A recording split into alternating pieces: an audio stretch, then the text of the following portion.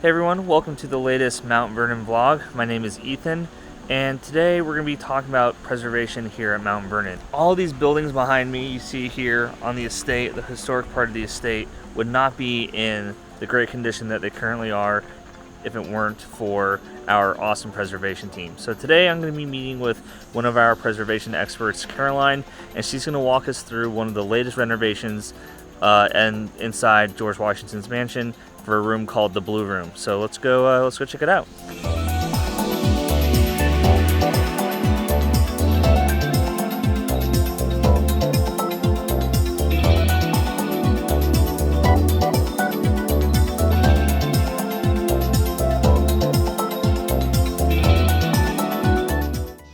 Hey Caroline. Hi Ethan. How you doing? I'm doing pretty well this morning. So today you're going to be taking me through the Blue Room, right? Absolutely. So the Blue Room is the most recent restoration/preservation project that we've been working on, and we've wrapped up all the architecture work. So I'll give you a look at that. Basically, it's a big team effort, and on the front end, we do well in advance of the project work itself, all of the research that goes into what do we know, what don't we know, what questions do we already have answered, and what questions do we still need to answer. And that's between the director of architecture, that's myself as architectural historian, that's our architectural conservator, those are our preservation carpenters. And then at the same time, the curatorial team is doing a similar level of research, but doing it related to the furnishings and the textiles and the objects. Awesome. So do you want to go check out the room? Absolutely, let's go take a look.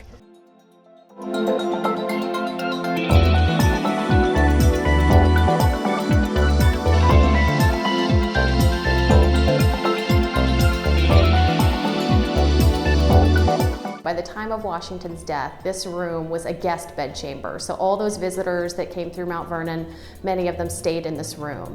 Now, in terms of why we know that this room should be called the Blue Room, we actually have several pieces of evidence.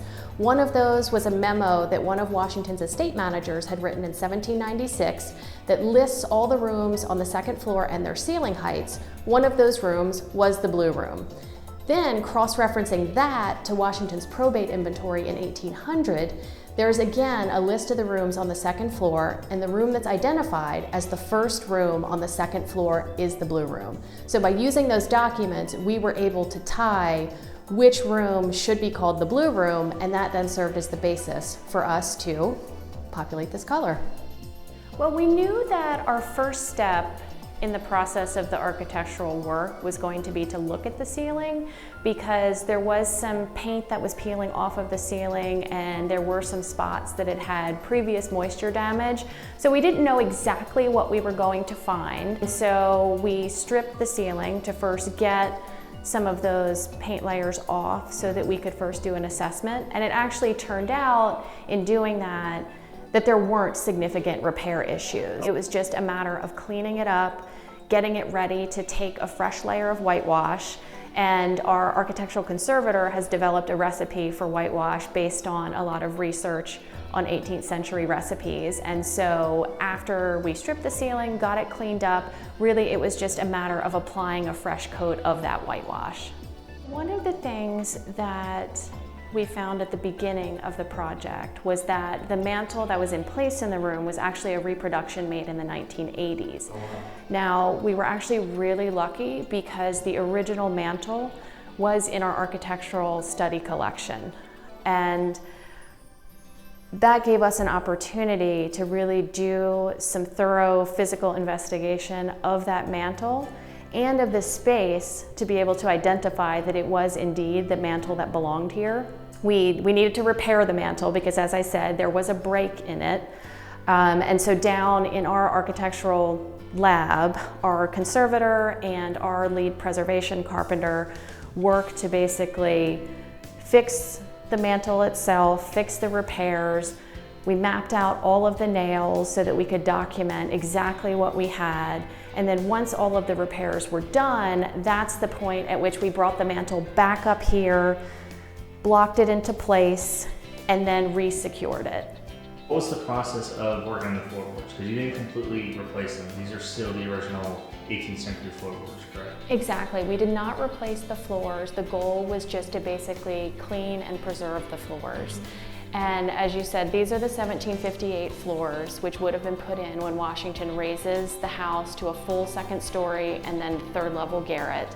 We came in, we wanted to first map the nails in the floor to see if the nails could give us additional evidence of the dating of the floors. And when we went through and mapped all of the nails, and you can see evidence of some of the nails that are still in the floor, we had 2 generations of 18th century wrought nails. So we went through, gave them a thorough cleaning with a soy gel, and then came back through, wiped them all down, cleaned them with water, and then we're left with these beautiful 18th century floors, still with those wrought nails securing the floors to the joists below. Set up right here is recreating a certain scene from the 18th century, correct? Yes, so loosely.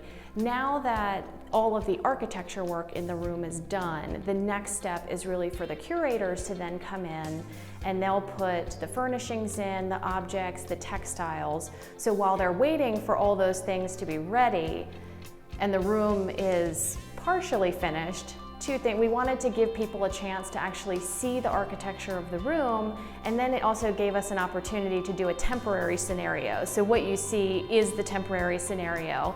And so it is set up to look like perhaps what it would have looked like when wallpapering was happening. The wallpaper is one of the most dramatic changes in the room, and the curatorial team researched the wallpaper design, the pattern.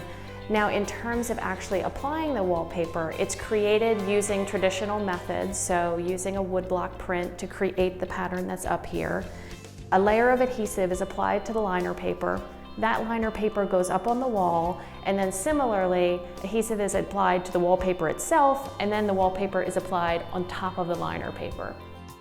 The windows ended up requiring a fair amount of work. We took the windows out, took the sashes down to our lab to do the repairs, strip paint off of them. There were some areas that needed repair, and so while it's still likely that these windows date to the 18th century, some of those repair areas I think are newer, but we were at least able to see those up close. After the repairs were done, we brought the windows back up here, and the sashes and the architraves were all repainted.